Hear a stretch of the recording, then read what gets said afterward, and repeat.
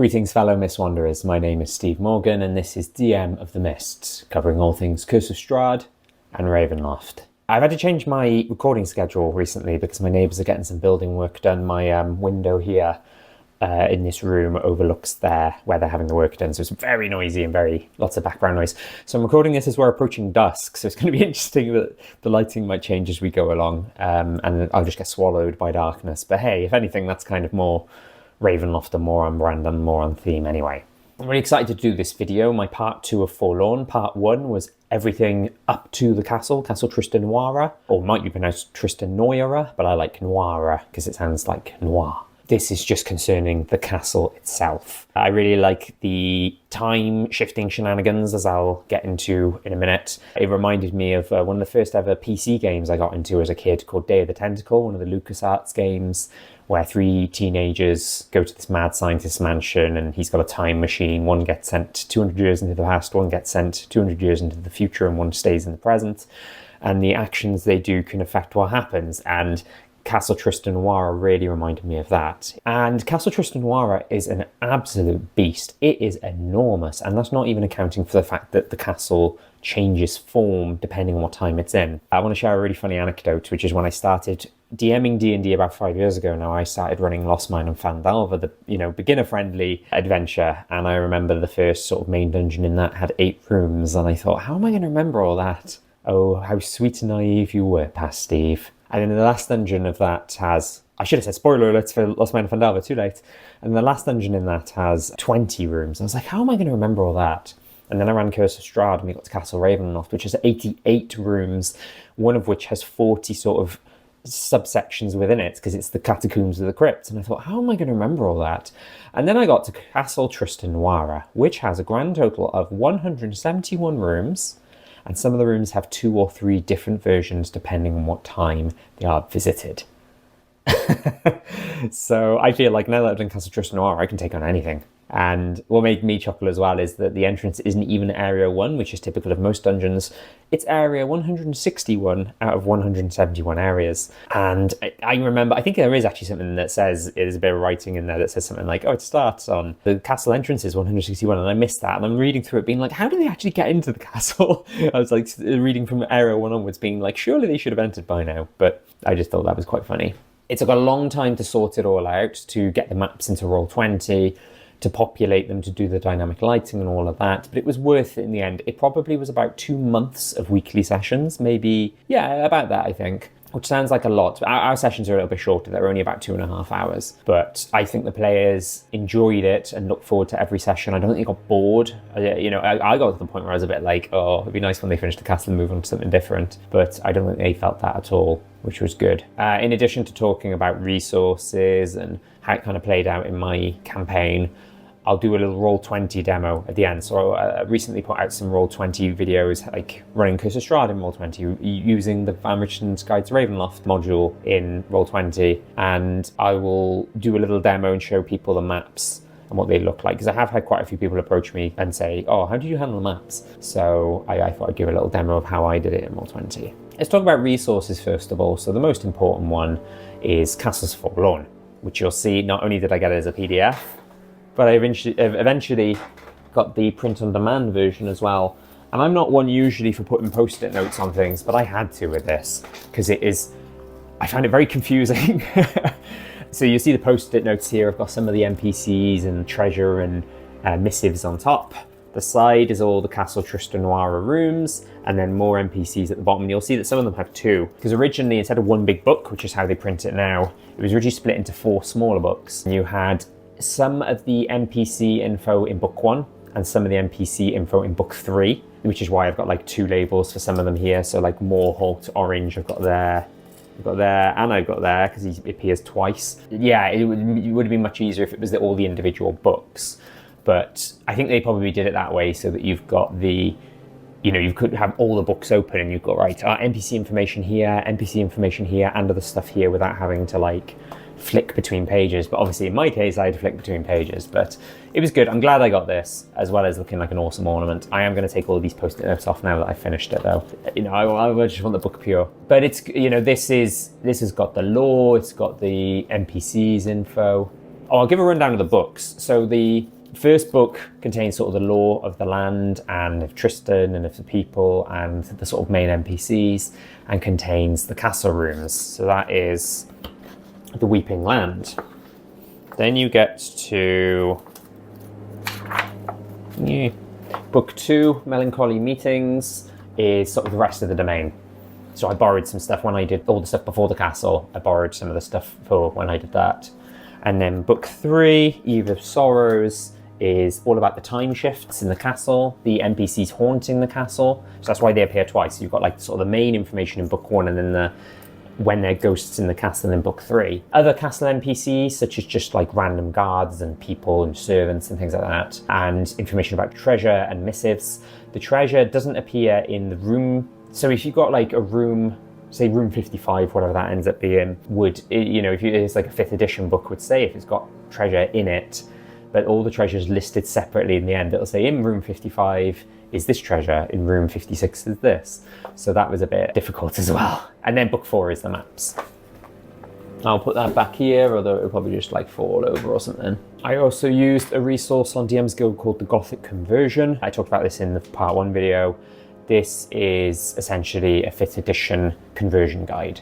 So the author, he's done quite a few of these now, essentially took all the 2nd edition stuff, made it 5th edition friendly, converting things like the monsters and their stat blocks, and the NPCs, treasure, items, DC, what do they call it? Target, saving throw for spells, for traps, for unlocking doors, all that kind of thing. So that was, in my opinion, a necessity. And I liked how the stat blocks of the ghosts were ever so slightly different. So there's one ghost, one of the ghosts has a sword, and then that was included in the stat block rather than just being the typical sort of ghost kind of stat block, and they have different HPs and things like that, different things they can do. I also borrowed from Standing Forlorn, which I mentioned in my first video. Incidentally, I realized after I did that first video that the map that I used, for the domain, which I thought was homebrew, was actually a reworking of the map in Standing Forlorn. If you wanted more information for the locations on that map, then getting Standing Forlorn is a good idea. And I only really used Standing Forlorn for the final boss. The final boss wasn't Tristan, for reasons I'll get to later, although Tristan is the Darklord. In Standing Forlorn it's done differently, so Tristan isn't the Darklord, somebody else is. But I still included this character, or monster, or however you classify it, as the sort of final boss. So they had some big battle after defeating Tristan, because the way Tristan's defeated, he can only be defeated in certain ways, and it's when he's vulnerable. And it's not like a big epic battle you have with him. It's just basically like poke him with a sword. Oh, he's dead. I'll share a link to something to put on Reddit. The missives I talked about earlier, which are things like letters and notes and things like that, and books they can find in the castle. From the PDF I got anyway, I think when I got it from DM's Guild, I don't think it was very copy-paste friendly. So I typed it all out and then I made it available on Reddit. So if you are hoping for plain text versions of all of those, that's on Reddit. I'll share the link in the description. And just basically the Ravenloft subreddit in general was a massive help. There were times where I left posts asking for help. There were times where I just looked through posts, typed in Forlorn in the search bar and went to town. So big thanks to them as always. So I'll give a very brief lore overview. If you want a deep dive, I heavily recommend Hour of the Raven, another Ravenloft YouTuber who his videos are very useful. I watched the one about Tristan, I watched the one about the history of Forlorn, things like that, and I recommend watching those. I'll share links to those in the description for those two. Plus there's things like, Secrets of Forlorn, and I think another one as well, like just about Forlorn. But essentially, Tristan is the Darklord. His dad was a vampire, although he wasn't always a vampire. Let me start from the beginning. So the mother and father were going to be the rulers of Forfar, which is what Forlorn used to be called. And then the dad went to war, and it was believed he was killed. What actually happened was he succeeded and they won the war, but then he was killed afterwards by a vampire and turned into a vampire. And then he came back and bit the mother while she was pregnant, and that essentially turned Tristan into, well, in the old lore, a vampire spelt differently, which I think is sort of like a vampire with humanoid traits, but in 5th edition, or it'd probably be best to say it's a Dhampir, the sort of half vampire kind of thing. And then he is adopted by, the vampire's killed, the vampire dad's killed. The mum, on the run from being, a lynch mob, finds Rual, a druid, and basically says, here, take my baby, save my baby. And then she gets killed by the lynch mob. And then Rual, this druid, adopts Tristen. There's a misunderstanding about how Tristen thought that she's trying to do a ritual to stop his vampirism, and he misunderstands it and thinks she's doing a ritual to try and kill him. So he kills her, and in a dying breath curses him to be stuck at basically this grove, sacred grove, and I can't remember the exact wording, something like you die twice a day. It's all in the module and in the Our Raven videos. And I read it out to my players because it's in the module as well when they got to the point where they saw that as an illusion. And he builds this castle around this. He basically has all the trees except for the main oak tree, sacred oak, felled, and builds a castle around it. And then the 3 time periods are the castle where he's there originally with his family, and then they die in various ways one by one, including his 2 of his 3 children die. One of them gets missing, and I'll talk about that later. Then the second castle period, he's always the same person, and he ages slowly as well. So like, I think 100 or 200 years has passed, and he's only aged like a decade. So he looks like a young man, then like starting to go grey, and then like a grey-haired man in the 3rd time period. In the 2nd time period, there's like a big war between the clans because the ApBlancs died. The ApFittles took over, and then this is Mark ApBlanc, as he calls himself, coming back and wanting his land back. And then Castle C is present day goblins. It's now fully fledged Ravenloft domain. It's no longer called Forfar, it's called Forlorn, and the castle is called Castle Tristenoira. And how they move through the castle, obviously certain parts are built later on. So I'll show you, I'll have my screen covered by the map, and you'll see there's red, blue and green outlines. The red is the first castle, the blue is the second castle, but that obviously includes the first as well. So you essentially extended the castle. And then the 3rd one is like additional buildings, which some of them were like made by the goblins.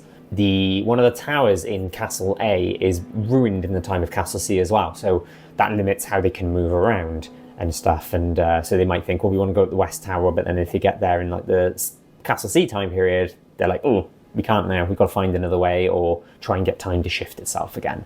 In the 3rd book of Castles Forlorn, there is information about how the temporal shifts happen. There's a few different options you can do as well.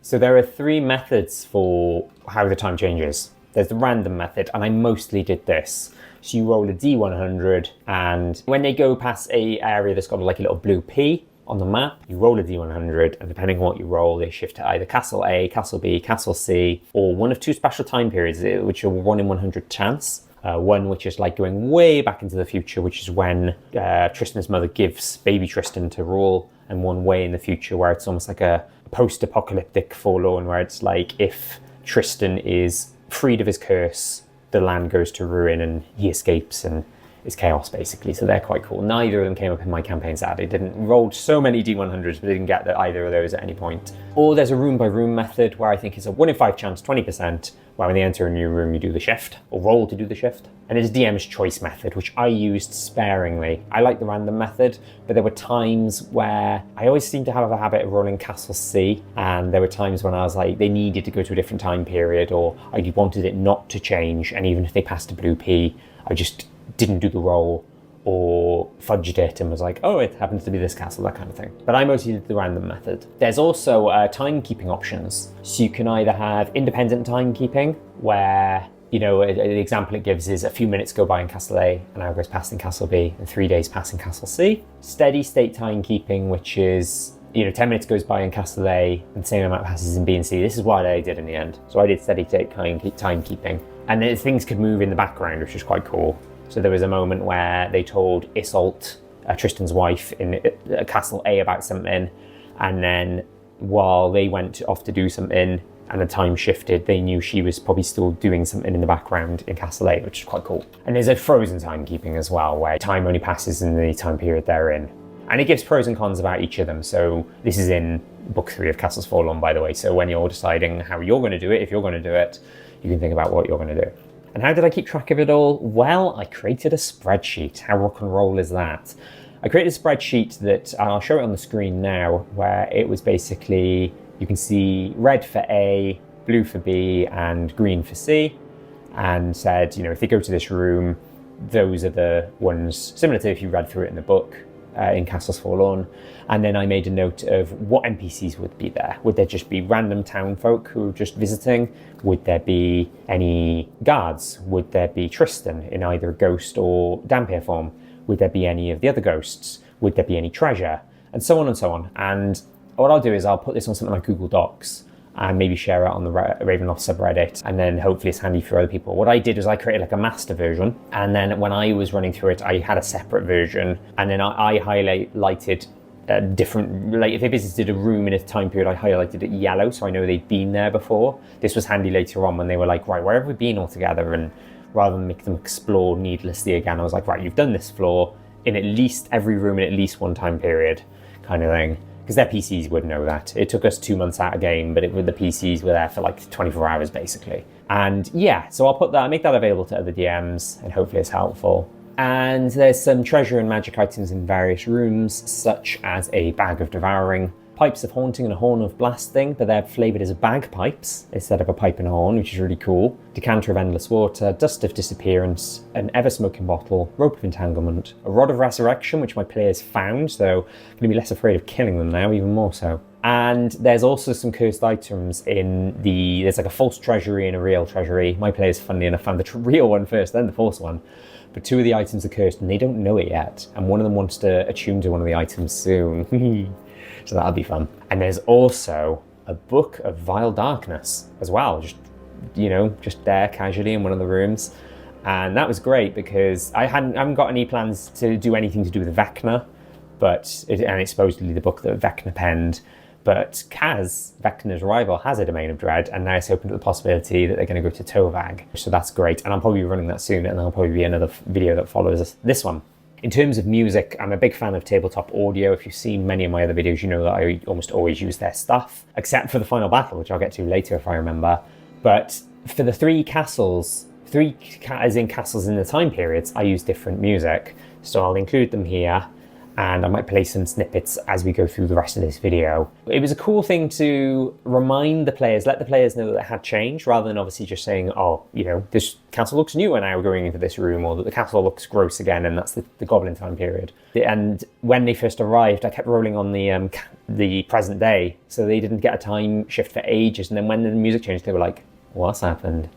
So that was really good fun and really cool. So I found that was a really good way to kind of indicate them that things had changed. Right, let's talk about the maps. He says, trying not to weep. Until recently, and I'll talk about this in a bit, there have been no public fan-made maps.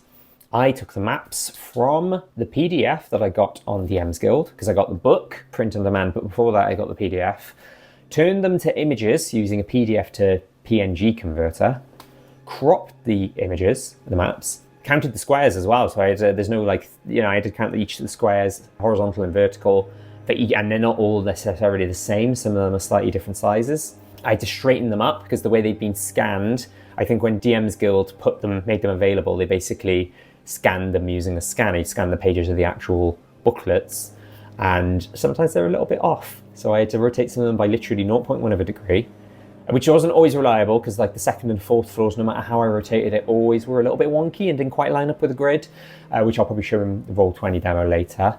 And added the maps to Roll20, and it took ages. It was worth it in the end, as I said. And it was really funny because I got to a point where I was like, this is going really well. Once you've done like the ground floor and some of the like bigger maps, the 1st to 4th floors, and then 5th upwards, and the various towers are a lot smaller, I was like, this is going great. And then I got to the basement maps, where I'll show side to side. So one of these you'll see is the DM's map for reference, and the other one is the player's map. What do you notice is different?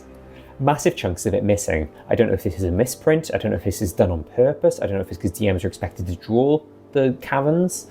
I don't know. I think a misprint or a mistake or something. But as you can see, the player versions, which is what I was editing, didn't work out for the basements. So what I decided to do was use the DM version with the red and the green, and then I just had to hide the room numbers, hide the traps as well. In Roll20, I just did, I think, like a little white square or something to just cover the T that gives the game away, and just had to use those. And I explained to my players, just in case they were like, why are the walls red and green, that, it was an issue with the maps and me uploading.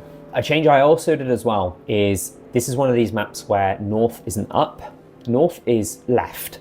And I decided to, rather than rotate the maps, I just decided that in North, in my version, was up without rotating the maps. So I just played it out as if, the Castle A is mostly at the north and the entrance to the castle is the east instead of the south. And from the map I used, it kind of worked that way as well. It was okay to do it that way. And then when I read descriptions, if it said there was a window on the west wall, I just had to sort of wing it and say, actually, in my version, that's south, not west. But you might want to handle it differently. I also had the DM's map open for my reference when I was converting them into PDFs. I had them as JPEGs or PNGs, so I just kind of they're sort of almost essentially like the book 4 pullouts, all versions of the maps, and just basically zoomed in on those. And then when I was describing the room, I was like, I could visualize, okay, there's actually a bed in this room and things like that, because the players wouldn't see that necessarily, because in their version, it would just basically look like a blank room or maybe just a few small details. When I was in the middle of running Castle Tristenoira, a Reddit user called Despair Disease, with an underscore in the middle, started making Castle Tristenoira maps. And as I record this, they've done Castle A and Castle B, and they did rotate it so that north is up and north is still north, if you get me. And I'll include a link in the description to their profile and maybe the 2 Reddit posts they've done so far. I think they share the images, the maps on Imgur. Is that Imgur? How is it? Whatever it's pronounced. You guys know I'm terrible at pronouncing things. And then hopefully Castle C will follow. And then if I were to run, let's be honest, if I were to run Castle Tristenoira again as like a one-shot or for another group, I'd probably keep the maps I've got because I've got them all saved now and it's all the hard work has been done.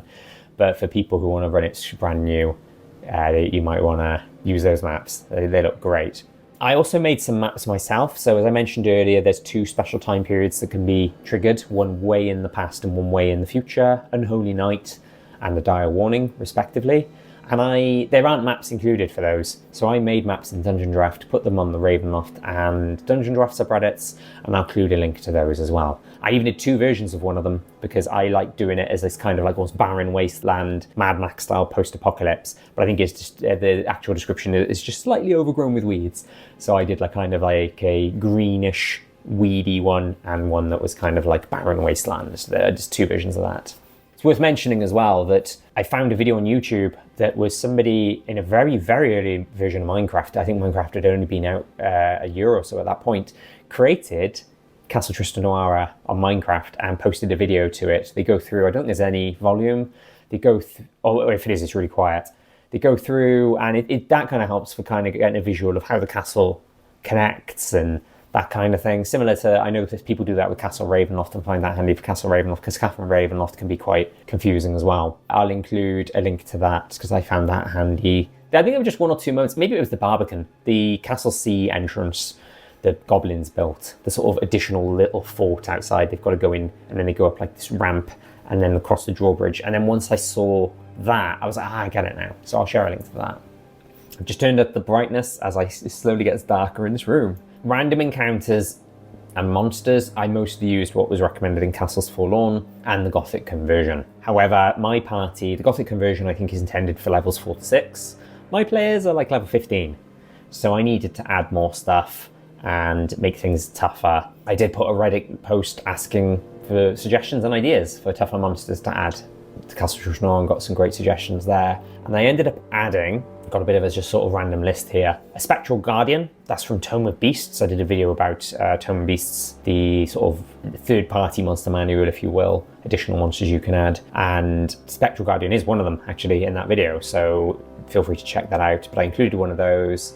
I included a Black Pudding. This was kind of a homage to Castle Ravenloft, when my players did Curse of Strahd and Castle Ravenloft. There's a black pudding in, I think it's like an old wine barrel, but they didn't trigger it. They didn't find it. So I included one just in case they found this one, but they didn't find that one either. I included some flying swords in some of the rooms where there were weapons and stuff. And there was a great moment where Morholt fought the swords alongside them. So instead of being an evil ghost fighting the PCs, they were fighting with him. And that was quite funny. I added a wraith to the Tarocca location where they found one of the items. I explained this, I meant to cover this at the beginning as a reminder, but during the part 1 video I mentioned how I did a Tarocca reading, which is in the conversion guide, Gothic Conversion. Madame Ursula gives them a card reading and it says, There's Tristan's location in the castle, where the sword that killed Morholt is, and where the letter between Tristan's parents is. And for one of the locations I had a wraith. I think they had to open like a chest and then a wraith popped out.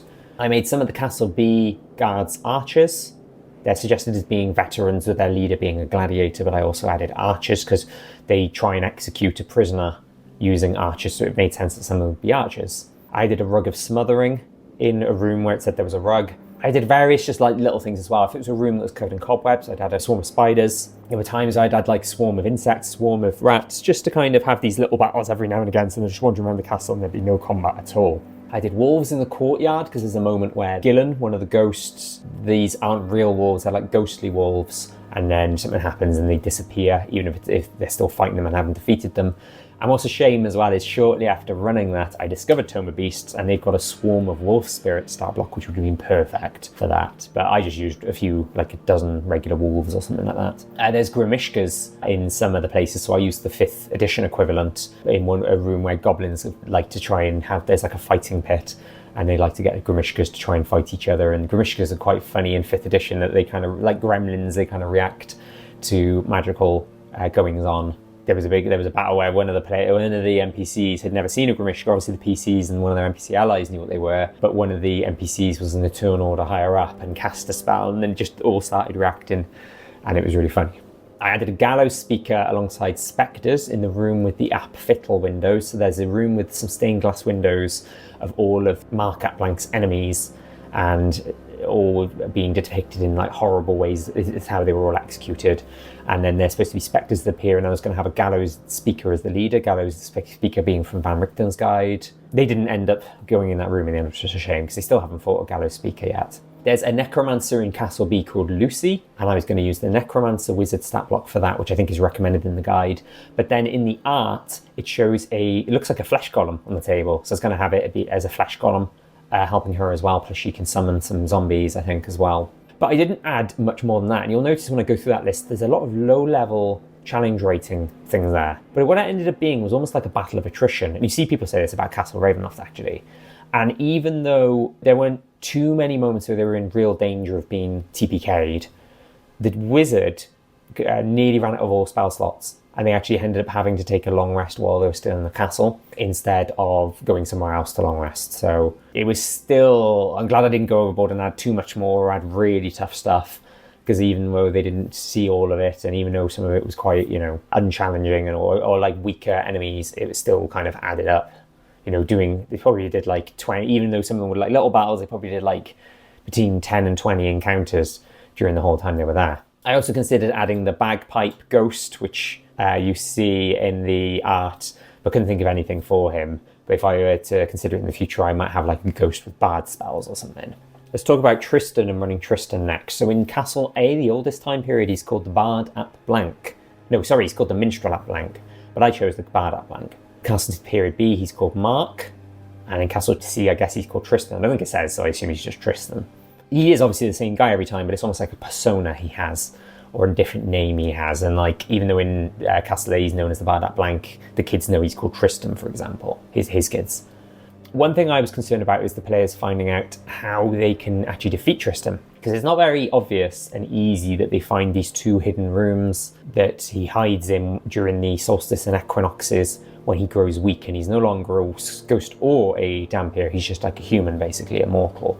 There's only one ghost, I think, that knows his curse, which is Rual, but Rual doesn't want to help the PCs. She'd rather him suffer for eternity than, death is like a kindness, would be the way she'd see it, so finishing them off, she doesn't want to help them. I remember putting a post on Reddit where I was like, what do I do? I, in the end, decided that when they helped one of the ghosts sort of figure out their thing, so figure out where Gilan figures out that what happened to the dog and there's wolves and figured out that Tristan was responsible, or Morholt realizing he's dead and was killed by his father when the father tried to kill the priest, but they swapped places, or help Brangain escape or something like that, that is when the ghosts would be a bit more cooperative rather than being quite aloof and like doing their own thing. And that's what happened in the end. They helped Morholt. They helped him realize he was dead, and he was like, oh, that explains a lot. Like, what are all these? Because in the artwork he's got his intestines hanging out, which is lovely. And at that point was like, oh, my brother You're looking for places in the castle? My brother loved to play hide and seek. He probably knows some places. And then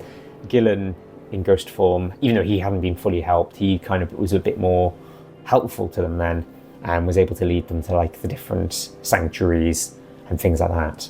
So running the other ghosts and key figures was important to keep on top of. There's Rual, the druid. There's Isolt, Tristan's wife. Gilan, Morholt, and Brangain, who are his 3 children. Flora, who is his mother, she's a ghost as well, but she never got triggered. She only comes, I think it's at 11 o'clock at night or before midnight or something like that, but my players decided to long rest in the sub-levels overnight, which was when she would have done her sort of run from the town or village of Burnham to the castle. And there's also Andrew Upfittle as well in Castle B, who's the last of the Upfittles scheduled to be executed. So, and he's got a stat block in the Gothic Conversion as well. Long rests, you're meant to say that if a long rest above ground or in certain places of the castle, that Isolt's ghost doesn't give them any rest because she's looking for Brangain. Now, before they long rested, I think they helped the human Isolt. Isolt in Castle A is a human, in Castles B and C she's a ghost. They told her that they thought Brangain was, they found the cell that Brangain was once in, so she was then going to go to that part of the castle she didn't know about, but they didn't go with her. They got sidetracked and I think the time shifted. And they slept underground anyway, which is a part of the castle that the ghost Isolt wouldn't have known, so they had a very nice, cosy snooze without being disturbed. There are also other NPCs, guards, commoners, servants, people visiting from the town, so on and so forth. I used the Xanathar's Guide to Everything Celtic Names table.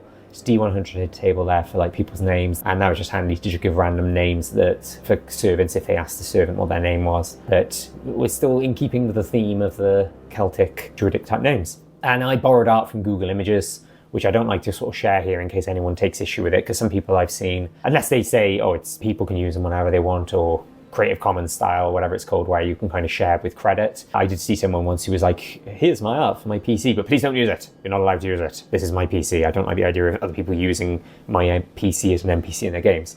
So I don't really like to share stuff, but I basically just Googled like Celtic D&D art and got people like any kind of cool art where people are wearing kilts. That's the art I used for the various servants, the guards in different time periods and things like that. Right, let's talk about how it played out in my campaign. So, to reiterate, they had the second part of the Tarot reading from Madame Ursula, which said that the sword that killed Morholt was going to be in Tristan's study in one of the 2 towers in Castle A. The letter between Rivelin and Flora was going to be in Tristan and Isolt's bedroom, also in Castle A, I believe, and Tristan was going to be found in the audience hall. So some of these are, as I explained in the first video, I kind of tweaked how the card reading was done, and I think I kept the sword and letter locations close to what's suggested in the Gothic Conversion and in the original module, but for Tristan's location I varied it out, and I think there was like 10 to 20 different places he could be found. So he was in the castle, or the audience hall in Castle B. So they knew they were looking for a study, a bedroom. I don't think it was explicitly described as a bedroom, but it was a place of love once upon a time. So, you know, they weren't sure about that one. And then the audience hall they were looking for as well. And I'll reiterate as well that at the end of my part 1 video, they had a plan to draw the majority of the goblins away from the castle so that when they were at the castle, they only encountered the occasional goblin. And as soon as they arrived, they found a small number of goblins right in the barbican, right in the entrance. Even though they could have potentially have flown in using various magic or what have you, they decided to just go in through the front door. And there was a quick small goblin battle as they arrived. As mentioned earlier, when they first arrived, they mostly were in Castle C. I kept rolling I think it's like 67 to 99 on the D100. And then they finally triggered Castle B and found some guards. And they were getting to the point where, or maybe they'd wandered around other parts as well, and I'd explained how the castle was in ruins, and they walked in this room, it was in pristine condition because it was Castle A. Then they walked out again and it was in ruins, and they were like, what? And they walked back into that room and it was ruins, and they were like, okay, this is not right. And then they found some guards, and one of them took the initiative and said, what year is this? And I had the guards be like, what a weird question to ask. It's this year. And one of their NPC allies was like, who's a Forlorn native, or at least lives in Forlorn in the present day, they're not from Forlorn originally, was like, yeah, that's not the current year. We're somehow in the past. These guards were like, well, I'll take you to there's a waiting area. We'll take you there. Which meant they were being taken right by the audience hall. So they found Tristan really early on and triggered that sort of Tarot reading element. And as they were passing the waiting room, they witnessed an event which is described in Castles Forlorn, where a couple of people are trying to buy Andrew ap freedom, but Tristen was like, oh, thanks for all this money. And then gets his guard's attention and says, kill them all. And my players didn't like this. And then they basically had to fight Tristen in his Dhampir form and a bunch of guards before, they killed these people, but the key people were just commoners. They got killed really quickly and easy, sadly. And they defeated Tristen. And when Tristen was about to be defeated, he said something like, I cannot be defeated so easily. Ha ha ha, evil villain laugh. And I described his death as like disappearing in mist. So it wasn't like an ordinary death with his body there. So they were like, okay, that's ominous, and maybe he's going to come back. And it's not just as simple as killing him like it is with maybe some other Dark Lords. One thing I've just remembered as well, for Andrew, the art I used, there is some really gnarly art of him in prison, but I used the art that's on the cover of Eve of Sorrows, one of the booklets, for him, because it shows him, like, assuming it's him, the same guy, it might not be, it might just be supposed to be like, here's a random PC fighting some ghosts. I should have mentioned this earlier, this is the art I used for Andrew, and also Brangain as well. There's no art for Brangain, but I found this cool art of a woman she's captured by goblins, so it can't be Brangain, because there weren't goblins in the time that Brangain was alive, but I did like the art and thought maybe that could look like Brangain, so that's the art I used for her. Sorry, I meant to mention that earlier, but I mentioned it now while I'm thinking about it, otherwise I'll forget entirely. Going back to their activities in the castle, they found the map room and they could see Tristen's progress of finding the Druid Sanctuary. So one of the NPCs traveling with them is a priest I made up, and he is traveling with them and he was like, oh, we need to tell the Druids that, they're close to finding Sanctuary. Kind of put the pressure on and think, oh no, could the goblins invade the Sanctuary at one point? There were some cool moments with Morholt, which I'll mention now, just because I think it was around this time they met Morholt and they encountered him a few times on and off. There was a battle in one of the rooms where some flying swords come to life, and Morholt, with a look of excitement in his eyes, looks at one of my PCs is a paladin, looks at the paladin as if to say, let's do this! And then Morholt's fighting the swords alongside them. They did find various clues, so they found the priest's diary, they found the sword, they found the missing notch of metal and the note from the coroner that explains that, we found this piece of metal inside Morholt, and then when the sword is missing a piece of metal and they tried putting it in and it was a fit, and they helped him realise, I don't know if they did actually tell him that his father was responsible for killing him, but they did explain that he was dead, because he was in complete denial that he was dead. And they explained, we think you were, killed by accident or something. And then he's like, I didn't play him as like a jock, but I kind of played him as like, he's like the tough guy. And he was like, oh, that sucks kind of thing. And, but he was kind of like, I don't know, free-spirited, no pun intended. And just kind of a bit sort of like, oh, well, I guess that explains why being able to, walk through walls unimpeded. Makes a lot of sense, actually, kind of thing, as if like, how do you not know that before, dude? And as I said earlier, he's the one who tells them that Gilan might be able to help them find other parts of the castle they previously missed. The way I introduced Isolt a few times as well. So Isolt is a priest and a healer, especially in her human form. And they encountered her, and she goes up to one of the PCs at one point where he maybe suffered a bit of damage in battle, and she's like, you're hurt, may I? And she heals them. And I like that idea as well, that like this random person is just like, I'm going to heal you, I'm not an enemy, not everything in this place wants to kill you. And she actually heals them. And they were like, oh, thanks, that's cool. And she's like, oh, I've got a sick room, like a mini hospital up in one of the towers. Come see me if you need more healing in the future. And they did see her again later on, which I think I'll get to later on in my notes. They found the note that Tristen has that says something about the days that he slumbers, which is a mini clue later on about how he slumbers. And they were like, what does that mean? And they figured it out later when they kind of put all the clues together. They found the Clan ApBlanc book, which gave a few discoveries, one of which is that Herd AppKey is actually called Herald AppKey, which they thought was really cool because they really liked Herd. In my first video, I explained how they worked with Herd to take down a greater evil, like a monster that had been harassing Herd and Herd's goblins. So they had like a sort of uneasy alliance with Herd. They were like, well, you're a goblin and you have a bunch of goblins, but we don't fully trust you. But, they found it funny how, I explained in my first video, I forgot that the goblins could talk.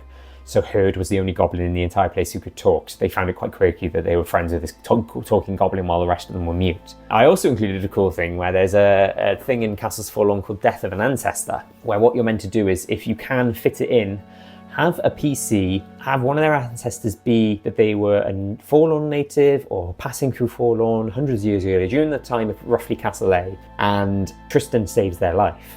And the idea being that not only do they maybe feel a bit indebted to Tristen, because if it weren't for that, they wouldn't be alive, but if they do the whole thing where they go back in the past and can kill Tristen when he's a baby, which is a big ethical thing, obviously, they might think, well, if we do that, am I going to disappear?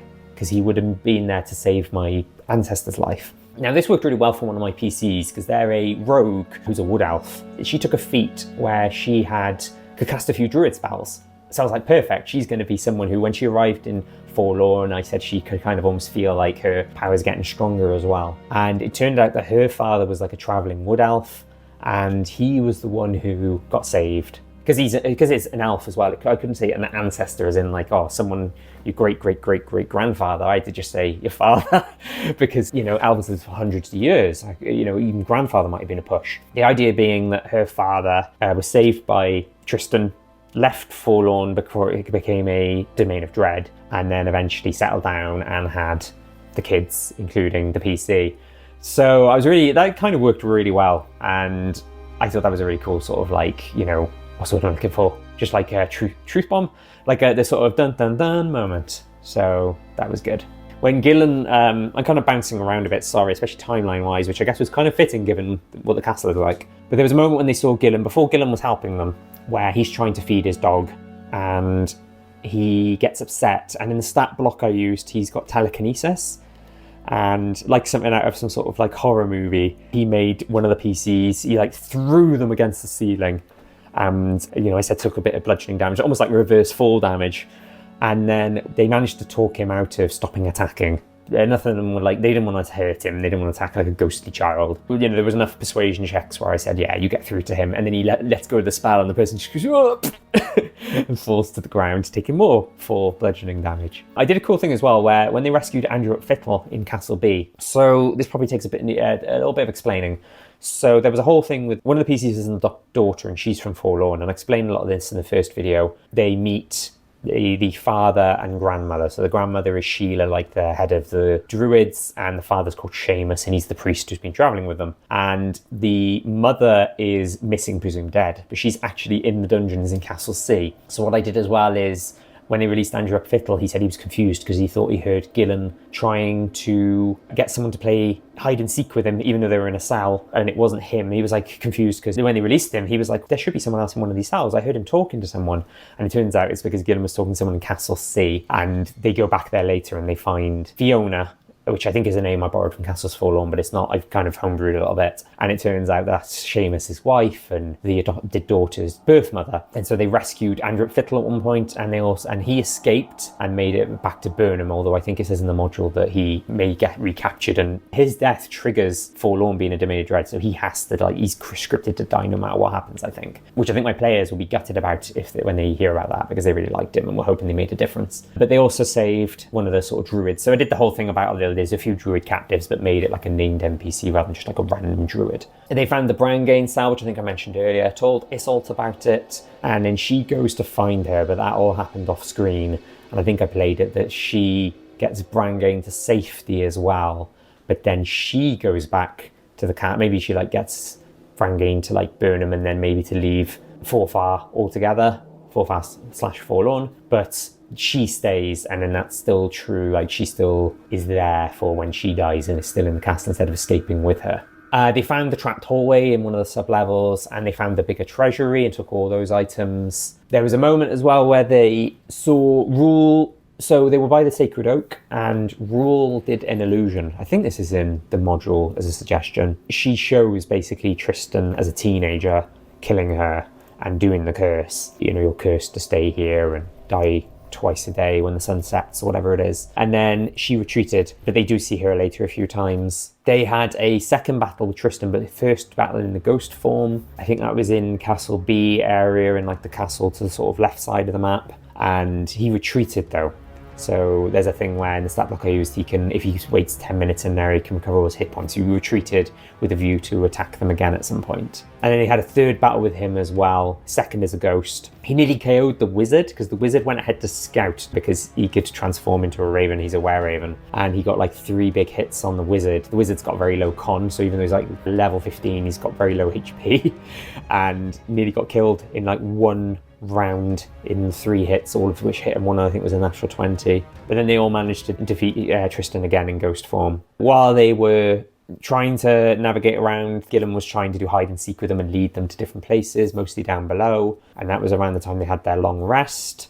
I also added a thing where if they were around and could hear it, they'd hear this horrible, anguished scream of a man lasting about a minute at dusk and dawn every day. And that's obviously Tristen transforming.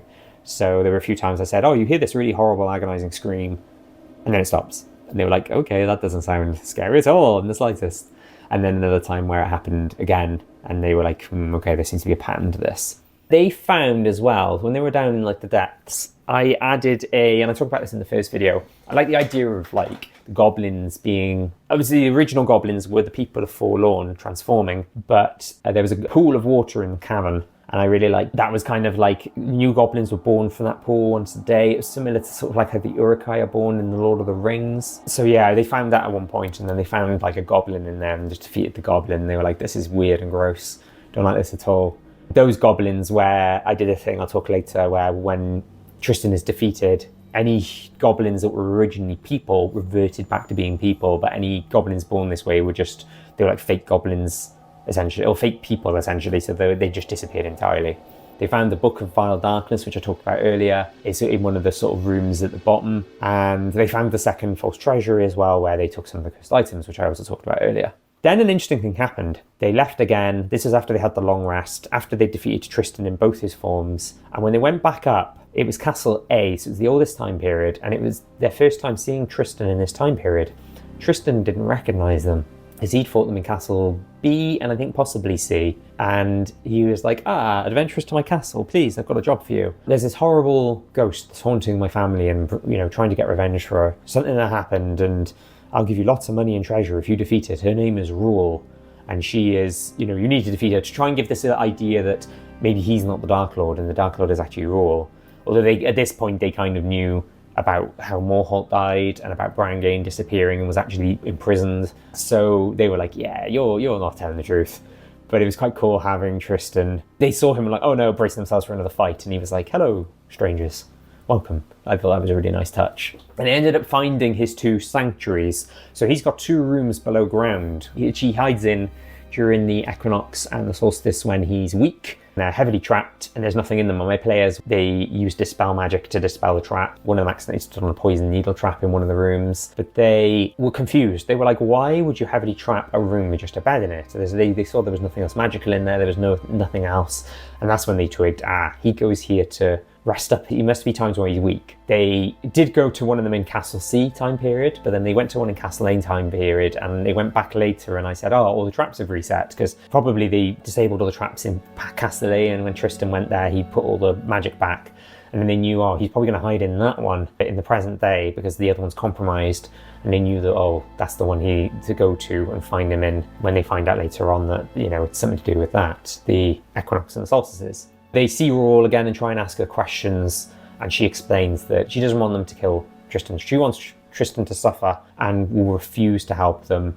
And then when they say, no, sorry, we need to, put his spirit to rest and defeat him and, help the people of Forlorn, she attacks because she's angry. She is quite a tricky ghost and quite a higher sort of challenge rating, but, they managed to defeat her. One of them has access to the spell Teleport, so they decided to teleport back to the Sanctuary, which in my game was the mines in the sort of centre of the map. But at this point, it explored almost all of Castle A in at least one of the time periods, and most of Castle C. They missed some of Castle B, the extended part, if you will. I think they missed some of the floors. They missed the room with the Apfittel windows where there's some spectres, as I mentioned earlier. But they did explore the majority of the castle. I'd probably say 80%. And in some cases they'd see a room in all 3 versions if that was applicable. Some rooms are only in Castle B and C or Castle C. But they did see most of it, so it was good that they got to see almost all of it. So they went to Sanctuary, discussed it all. And when Sheila then realises that it's something to do with the equinoxes and the solstices, the fact that he was cursed by a druid, the fact that there's a few times, they found out from Herd that his goblins go a bit funky every now and again, but it hasn't happened for a while. So with that in mind, Sheila goes, we've got an equinox coming up in a few days' time. Maybe it's something to do with that. Maybe as well as the goblins not being controlled and just doing their own thing and being harmless, something also happens to Tristen. And then they thought, well, maybe we need to go into one of those rooms where he hides in and find out. So they went back to the castle and they found Rual again, who didn't want, she was like, I can't let you do this. You know, she knew that he was hiding in the sanctuary. So she attacked them again, got defeated again. And then they went down in there, disarmed all the traps again, went into the room and found him basically in a coma-like state on the bed. I described him as being like, his skin was more pink. He didn't look like paler skin, like a Dhampir. And they didn't feel good about it. And it's quite funny, actually. Like, I didn't really get the moral quandary stuff until it happened, where, yeah, one of the ways you can kill Tristen is killing him as a baby, which obviously is a huge moral quandary, but the whole thing about killing a man in his bed when he's in a coma, again, like one of my PCs is a paladin and was probably hoping for some sort of like actual honourable fight, but I had to just poke him with a sword while he was sleeping. He was like, well, I don't feel comfortable about this, but I really don't like you, and I don't like all the suffering that Forlorn and its people are going through, so bleh. And I described it that this time Tristen didn't disappear in mist like when he was defeated as a Dhampir and a ghost. He was just like, ugh, and just lay there. And then he went back up and they were like, I wonder if anything's happened. And Herd was there as well. He decided to come for the end game. Herd was like, well, I don't feel any different. And halfway through that sentence, he transforms, he grows in size. Instead of having like greenish skin or whatever colour skin the goblins have, he gets pinkish skin and he's become a human again. And he's like, oh, remember, I'm Herald, not Herd. So that was good. And then it was at that point they realised that, you know, Forlorn was free of its curse. But I really liked in the resource standing Forlorn that there is a sort of big bad, a big boss who's responsible for the time shifting shenanigans. So what I did is I decided Tristen was the Darklord, but another party was in play and they were responsible for Castle Tristenoira's time-shifting shenanigans. And in Standing Forlorn, the main boss is called Gwydion. Now, I know there is a Gwydion in Ravenloft history. I'm not sure if it's the same Gwydion or a different Gwydion, or just coincidentally called Gwydion, even though there is a Gwydion. Because Gwydion's like a Welsh name as well, and it's kind of got like Welsh, Scottish, Celtic thing going on. And this one's called Gwydion the Enchanter, and I said he appears in the form of like this sort of alien-like looking version of Tristen, first of all, and applauds them, like slow clap, sarcastic, well done for figuring out my scheme and defeating the Darklord. I'm the one who is causing all the time-shifting shenanigans. You ruined my fun, and I don't like it when people ruin my fun. And as he's saying this, he transforms. And he transforms, and the art for Gwydion in his proper form looks a bit like, I think it's called Mary Lloyd. I should know this because I'm Welsh. The Welsh sort of Santa Claus equivalent, where it's almost like a horse's skull. And they had this fight with Gwydion. To be honest with you, the stat block is wild. It's a challenge rating 30, so it's the same as a Tarask. It is hugely overpowered. I think the author of Standing Forlorn thought, well, it's supposed to be for level 17 to 20. It's Ravenloft, it's supposed to be hard. And because my players were a lower level, I only had 3 PCs, I nerfed it a little bit, but not lots. Its attacks did hit hard, you know, but it would have been an impossible battle otherwise for the situation they were in. But I'm kind of glad I included it in the end, because when they killed Tristen, they were a bit like, oh, is that it? Is that the end of Forlorn? Because you're used to like sort of a boss battle at the end. It's Strahd in Barovia, it's Vladesco in Volkovnia, it's Pietra in the Sea of Sorrows, and so on. So they were just like, oh, and then with Tristen, it's over. So, but then they were like, oh, this is cool. This is like some sort of weird Final Fantasy boss has kind of appeared at the end, and they knew they still had like some sort of big bad they had to fight at the end of it, even though it's not technically the Darklord. And I did a thing as well where the map changed beneath them. So in Roll20, you can do a thing where you can do multi-sided tokens and then choose how a token looks. Well, I made the map a token. The map's essentially a token. And while they were fighting Gwydion, it was just an illusionary thing I described it as, but it showed glimpses of past battles. So it showed, we did Lost Mine of Fandalva before Curse of Strahd, and it showed like the road where they first battled some goblins, and then a battle inside Wave Echo Cave, and then it showed some places in in Barovia. It showed like the Abbey where there was a big battle with the mongrel folk, and outside of Castle Ravenloft, the courtyard, and then it showed Volkovnia, one of the sort of areas where they fought loads of zombies. Then it showed somewhere from Demonlio, you know, things like that, and it was quite cool. And then it showed 2 places they didn't recognise, and it's places they're going to see in the future. So one of them was part of the map I'm using for Haslik's Tower in Haslan.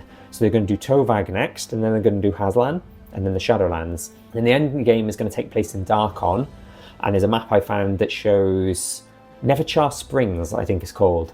And I included that map as well. So they were like, saw these 2 places, and they were like, what are these? And then to leave it in quite a sort of ominous kind of scary cliffhanger. The last place they saw was their base in Barovia, where the PC's adopted daughter lives, and it was in ruins and there's dead bodies everywhere.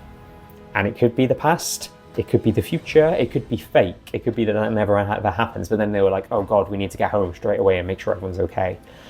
And then they defeated Gwydion. The Master of the Wild Hunt appeared as well, of his own accord, to help them in the fight, and defeated Gwydion, and then peace came to Forlorn at last.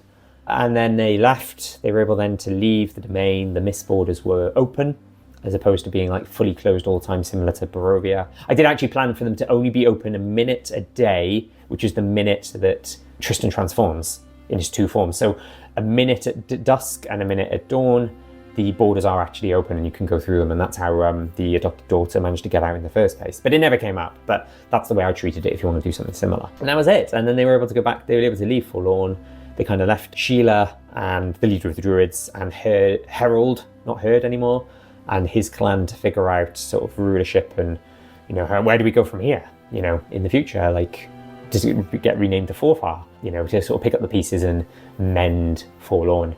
One thing I have got planned in the future though is I think I read there's some monsters that appear, I think these are in Tome of Beasts, that appear in the wake of an Archfey. If an evil Archfey is killed, some monsters can appear, and Gwydion is, I think, essentially an evil Archfey.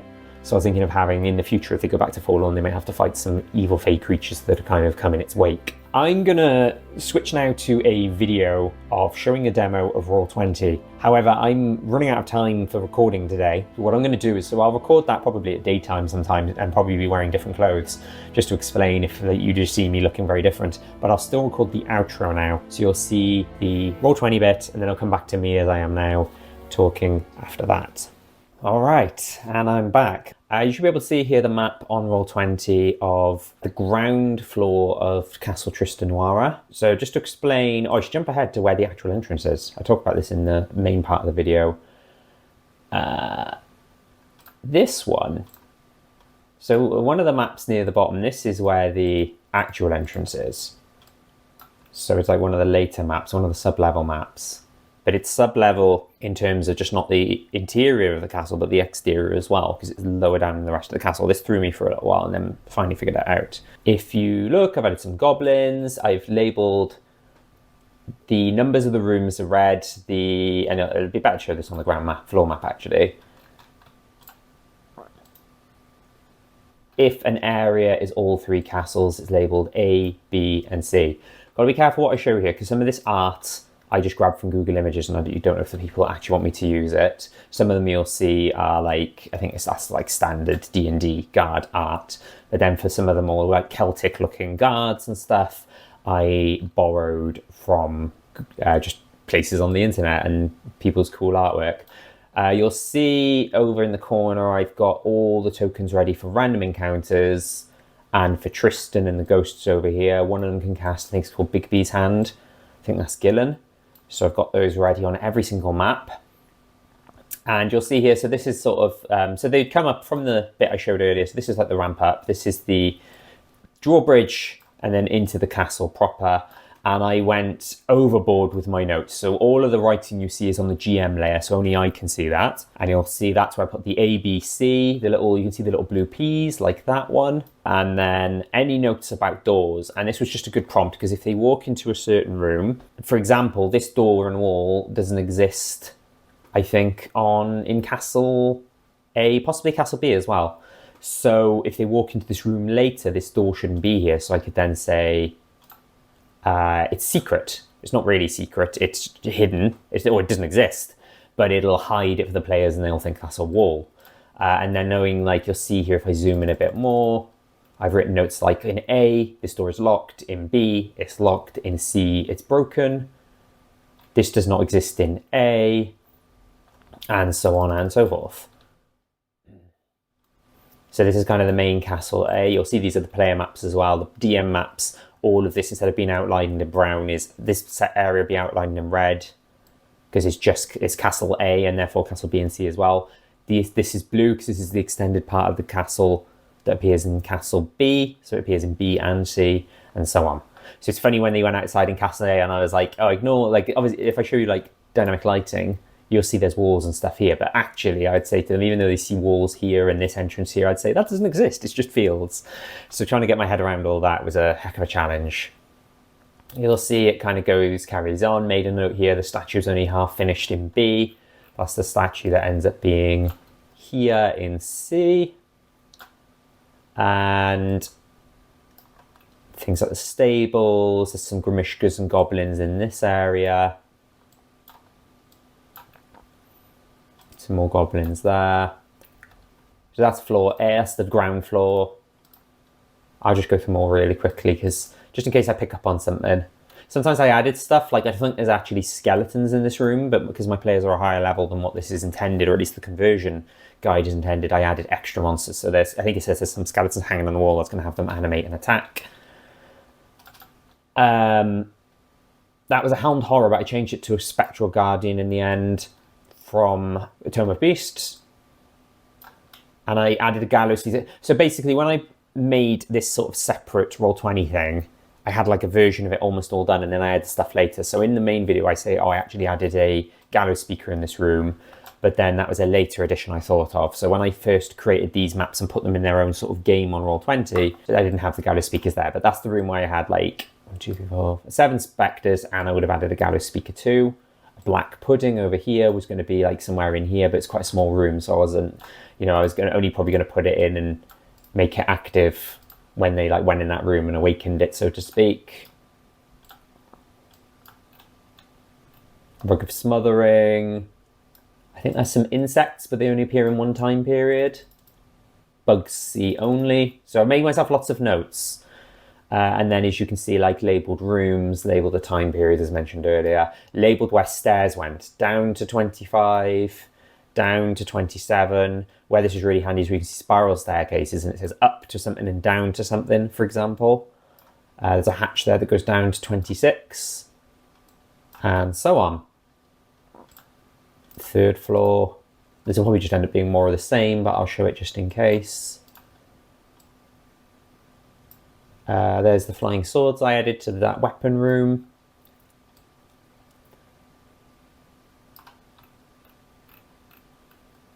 You're starting to see the roofs of some of the buildings. That's the Necromancer and Flesh Golem I added in here.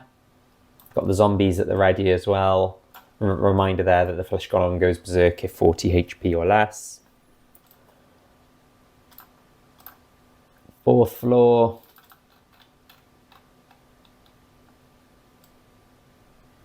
That's the main roof of that one. Gets a lot easier. The most challenging maps are the first few because they're so big and there's so much. But when you get to like this floor, it's basically just like, you don't even have to do anything with that. That's just a roof. What's funny though is I think I did tiny little dots. How did I do the dynamic lighting? Oh, I didn't bother with the dots on this side, but they were like, these are all like little, it's like crenellated, I think is the term, where it's like the bricks go up and down like a traditional castle. So instead of doing windows, I just left them as gaps. So that took a little while to do a little blue line and again and again and again and again, but it's all good fun. I remember I think I spent like a whole weekend on this and to get it all ready. Because the thing is I thought to myself, I'll just get like the ground floor ready, but no, what if on their first session they go straight up one of the towers? That's like 8 maps worth. That was the 4th floor, wasn't it? These maps are a lot smaller, which makes me happy. 5th floor, so this is the Tower B. This is Castle B, sorry. I can't remember the name. Oh, that's the guest tower, I think it's called. And then the roof. I don't think they went onto this map at all. They might have done, actually. They might have gone up the hatches. I can't remember. And then the Lord's Tower is Castle A. So this is the higher parts of the castle you saw in the sort of top right of the map. With these 2 big spiral towers with the spiral stairs. What floor was that? That was the 5th floor, so now the 6th. This goes up to 8. These are the servants' quarters, which is where I put some people asleep, but they're only there in certain times. They wouldn't be there in the times of the goblins, for example. I think that's more sort of like windows I did where instead of doing them all as little windows, I just did them as gaps. And anytime, let me go back to that. Anytime I thought a ghost may appear, like I've got Morholt there already, just in case he appears, because I think in the information it says one of these rooms he might appear in. Southern floor. is mostly just these 2 towers because that's all roof. This is the sick room of Isolt, like a little mini hospital. So I have both her tokens ready, her mortal form and her ghost form, and some random people I could duplicate and drag in. I think in the end there were some people dotted around in some of the beds. I think I always had Tristen and Rual on every map, just in case. Because I think Tristen can kind of appear anywhere, pretty much. And then Tower 8, I think this is just one map and I duplicated it. Oh, I should show as well, like, I mentioned this during the video, some of the maps, because I think these were based on scans, didn't line up very well. So if I just grab like a random token that's somewhere in the middle, you'll see that, I think it's worse on the 4th floor, actually. I'm on the 4th floor. You'll see that I tried my best to line it up, but for example, let me use a token that's actually something I'm allowed to use. Here we go. You can see over here, she's not quite in line with the red lines there. She's just because the roll 20 grid wouldn't line up. And I tried my best to like resize it slightly or turn it slightly and stuff like that. I just explained to my players, it's hard because I'm doing it based on old scans from an old document. It may not line up perfectly and it looks a bit woozy by there, but they still align to a grid, just not the map grid perfectly. And they were completely fine understanding about that. Like here, you might think, well, I just need to turn it so it fits here. But even like over here, like here it fits okay. I think I made sure to make it fit where it mattered. So like it was likely they'd go in this area. You see this goblin kind of fits on all the squares quite comfortably. And then it's likely they'd be in this area. And what's that? It's like a swarm of insects or something. Swarm of spiders. You can see this mostly fits comfortably, maybe not slightly off. So I wasn't too fussed if on the castle walls. Ironically, I think they did come to this area and probably were a bit wonky on these squares. But where it mattered most and where they'd be most frequent and most likely to go, I tried to make sure that at least that part of the map, because if I made this part of the map better to fit the tokens, it might be that I would have made this part of the map worse, for example. So that's the way I approached it. How far did we get to? And then the sub-levels. So sub-levels, as I explained in the video, the player versions of these, I still use them for the Barbican, the entrance and the which is just Castle C only. So I would have used the player versions, but then you'll see on this map, for some strange reason, it's got some of this stuff up here, but like none of this down here. So I had to use the proper DM only versions, and then I hid, they saw things like cracks and well, and the numbers of some of the rooms. These are like the prison cells. Depending on what time period Andrew Apfittle appears, and that's the token I used for him. Depending on what time period the trapped druid, who's the wife of the person traveling them, would appear. Or the ghosts, just in case they appear, even though I think it says that like Isolt doesn't even know this part of the castle. Tristan's 2 hideout rooms with all the traps, and I had him ready for when he's sleeping down there, for example. Like I think in the last battle he was like that, sort of, to show that he's asleep on the bed. This cavern here is like 40 feet high. I think most of the floors, I don't think it says, but I think it gives the indication that most of the floors are like 20 feet. If you need a reference of like how high the towers are and how many floors up, like, 5 floors is 100 feet, I guess, or something like that. But this is on both of the sub-level maps because it's a 40-foot high cavern. So here, I think this is like the top of it, or 20 feet up, and they climb down this ladder. And then as you'll see, if I go to the lower level again, there it is again, when it loads. And that's the ladder up. So this is like the bottom of the cavern now, if you will. This is the puddle I talked about where the goblins are born, if you will, Uruk-hai, Lord of the Rings style. Once a day, they just are birthed from this pool, almost like soulless goblins. So if those goblins, I had it that when Tristen defeated, the goblins revert back to human form, but the goblins created by this just essentially disappear because they're not people originally. These are like additional cells. This is the image I used for Brangain. I think I talked about this in the main video, which I don't think is Brangain. I don't think it can be because it shows goblins behind her, and the goblins are Castle C, she's Castle A, but it's a flexible artwork, I guess. It could look like, that could be what she looked like. The main treasury there, his other hidden rooms. This is the room that had the Book of Vile Darkness on the bookshelf, as you do. Just leave that lying around, why not? And that's it, I think. Oh, let me show. So this tunnel's trapped, and what I had to do is, I think I'd put them on the map layer. I basically put like little white squares on T1, T2, and so on, if you look at the thing maps, so that they didn't just be like, what does T2 mean? And I'm like, oh, it's a trap. So I think I put a white square within the cell and then made sure, you know, it didn't overlap the grid lines, then used just like the traditional, I think I borrowed this from like one of the official maps, the sort of T, as it appears in like the 5th edition. They show a trap on a map on that. And I think that's everything to show you, really. If anyone wants any advice or tips, please let me know. There's no silver bullet or magic way to get it. This just took me hours of prep to put these maps together. I think if you use the maps created by the Reddit user I used who's made their own versions, might be easier, might be better looking, and things like that. But yeah, I think that's it in a nutshell. Oh, no, actually it's not. I also made the map for Unholy Night. This is just a rubbish Dungeon Draft map I made of just some woods, the grove, and I had it like sort of this tree, and I made sure it matched the same size tree that appears on the maps in Castle Tristenoira, because this is the main tree that remains.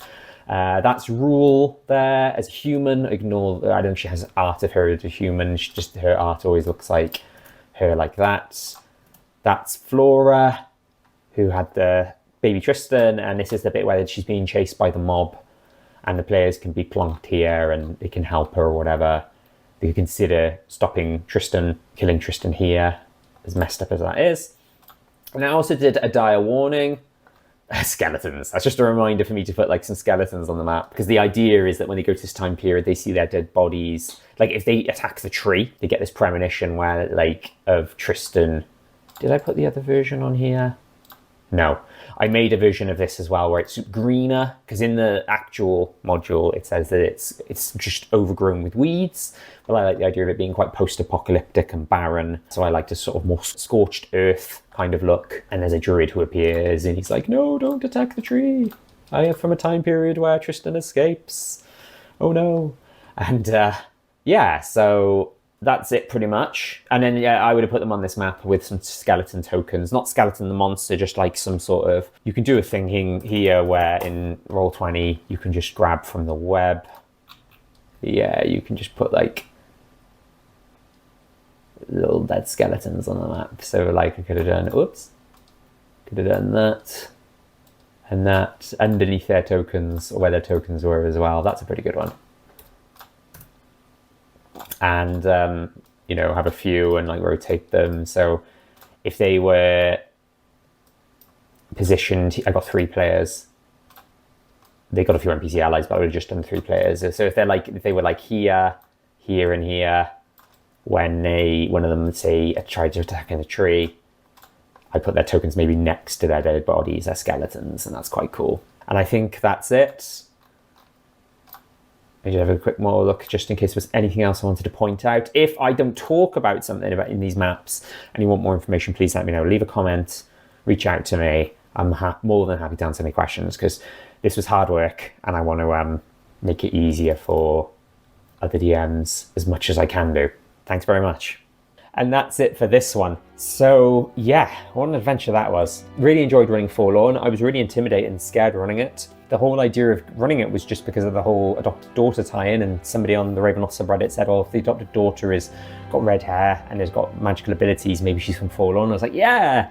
And then, you know, it was then when I realized, oh God, Forlorn actually sounds really complicated and there's a lot going on, that at first I regretted it, but then I ended up thinking, it was great to include. I'm Welsh and there's the Celtic element, and I think the players enjoyed it as well. And they were fascinated by, once they started to figure out what was going on with Castle Tristenoira and the time-shifting shenanigans and what happened with the ghosts and the mystery about Tristan, I was worried they'd be like, what is going on? And think it's a bit silly, but they were really into it and really fascinated about what was going on. So that was great. And I really recommend running it. For people who are watching this, have you run Castles Forlorn? How did it go for you? Did you run it back in the day, you know, decades ago when it first came out? Did you run it in a 5th edition thing like I've done? Would love to hear your thoughts. Please share your stories of how Castles Forlorn and Castle Tristenoira went in your games or your campaigns. I'm thinking now with similar to when people run Strahd Must Die Tonight, which is like Curse of Strahd condensed down to just Castle Ravenloft as a Halloween thing.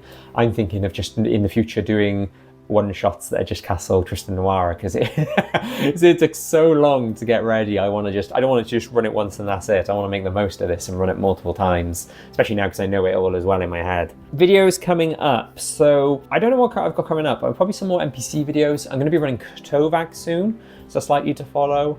Domains in the future could be Haslan and the Shadowlands, but they're likely to be months away. My campaign might be wrapping up soon, so after Tovag, Haslan, the Shadowlands, and Darkom, that might be it. And I like doing these videos where I talk about a domain after I've run them, but now I'm thinking for domains I don't plan to run or don't end up running, instead of how I ran domain, I might do a series of videos called How I'd Run Domain. You see what I did there? Where I just kind of say, if I were to run this domain, this is what I'd consider, and just beef out a bit more than what's in Van Richten's Guide to Ravenloft, especially for the minor domains, because some of the minor domains have literally got a paragraph, much like Forlorn did, and plus I've done things like the Sea of Sorrows and Naranjan, or the Naranjan I'm not going to cover because I just basically did what PhD&D suggested. But yeah, so there might be more domain videos beyond the ones I'm going to do. Likely NPCs, likely other stuff. I don't know. I haven't got my list to hand, but I guess I'll keep it as a surprise for what might be coming in the future. And to keep it all ominous, I'm going to switch off the light in this room. I've just got this sort of ring light here. I'm going to switch it off when I say, thank you, Mr. Wanderers. Oh, that's a bit anticlimactic. You can still see me. I thought it was going to be like pitch black, but never mind. Thank you, Mr. Wanderers.